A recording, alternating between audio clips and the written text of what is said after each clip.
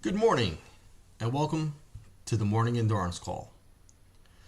Today's topic is this: why most businesses are more fragile than they look. A business can look successful on the surface and still be structurally fragile underneath. Revenue, growth, reputation, and outward stability do not always mean the business is truly prepared to withstand disruption. The point of this episode is not to criticize successful businesses, but the point is to highlight that outward performance can often hide inward weaknesses.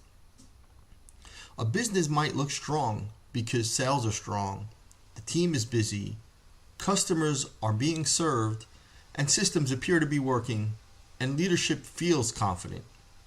But underneath that, fragility may still exist in the following: key person dependency, untested recovery assumptions, weak communications paths and poor documentation, lack of decision clarity, over-reliance on vendors, outdated plans, and no real continuity discipline.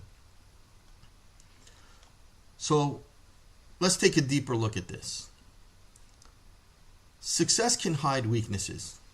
A business can be profitable and busy, growing, and still be more vulnerable than leadership realizes. A lot of businesses look strong right up until the moment disruption reveals what was never as strong as people thought. And fragility is often hidden during normal operations. Normal conditions can often mask major weaknesses. So when things are working, weak assumptions often stay invisible, and teams can mistake routine function for real resilience. And a business might perform well simply because it has not been seriously tested yet. And fragility often lives in what the business depends on. So hidden fragility usually sits below the visible layer of the business. So here's some examples of that. One person knows too much, or one system supports too much.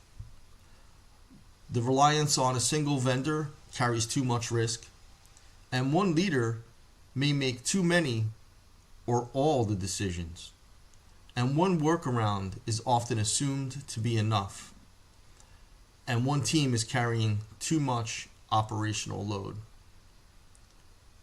Those are things that are often hidden, that don't reveal themselves until the disruption occurs.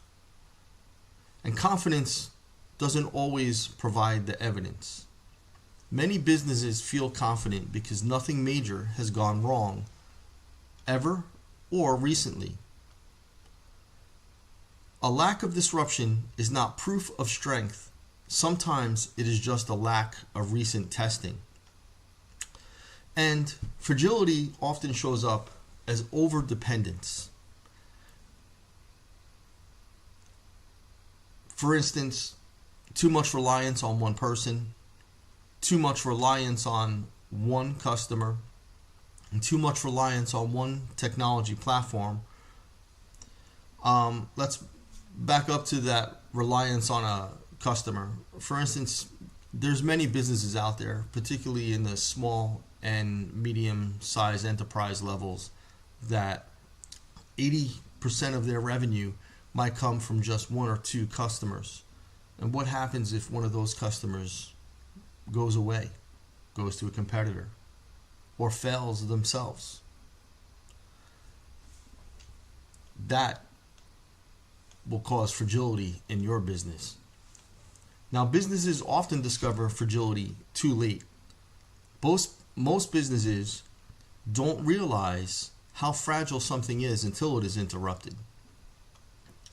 Fragility is easy to ignore when performance is masking it, and disruption reveals what the business was quietly depending on all along. Also, hidden fragility is a leadership issue. It's not just an operations or IT issue. Leaders need to ask what is holding the business together Leaders also need to understand what would break first if something happens, and where is success resting on assumptions instead of structure. So, enduring businesses work to reduce fragility before disruption ever occurs. Enduring businesses do not assume success means strength. They work to understand where they are still fragile and strengthen those areas before disruption exposes them. So, let's ask the following questions to take a deeper dive into this. What in your business looks strong right now, but may actually be more fragile than it appears? And consider if one key person disappeared for a week, what would slow down immediately? Also, are you looking at success as proof of strength, or have you examined what is actually supporting that success? And what assumptions is your business currently leaning on without really testing them? So, it's important as a leader or business owners that we look for weaknesses within our business and examine them closely. Look for things that can disrupt you. What are we depending upon too much? And what needs to change? How can we spread knowledge around from one person to a group of people, to a team, to other leaders? So, again, outward success can often hide inward weakness, and a business can be functioning well and still be structurally fragile.